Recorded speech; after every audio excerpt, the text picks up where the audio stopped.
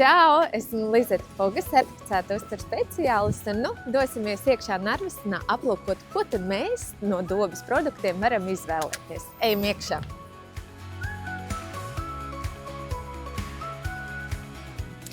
Tā ir sarežģīta izvēle, bet es laikam atgriezīšos pie šīs puses.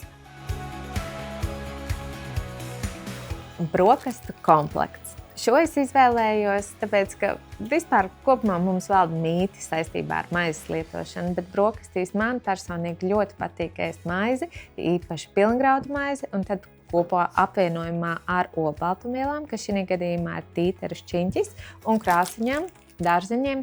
Tas ļoti lieliski iederās aktīva cilvēka ikdienā. Un izvēle numur 2 arī nav viegla. Mans pusdienu komplekts.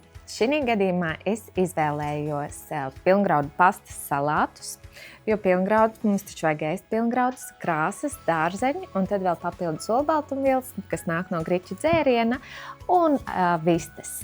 Un vēl pie tam ļoti labi ievērot, ka šeit ir Nutri-Score vērtējums un tas ir zaļais A, kas ir ļoti labi. Un vakariņās varētu varbūt šo un vēl papildus pielikt šo.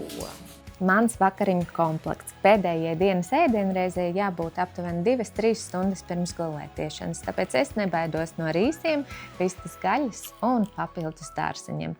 Un, lai būtu vairāk krāsu, šī komplektā pievienoju papildus mēlenus, jo vakars taču ir garš. Ikdienas steigā nepaeja garām Narvisena ieeja un aplūko Narvisena dobē, ko tad veselīgi var izvēlēties arī tu.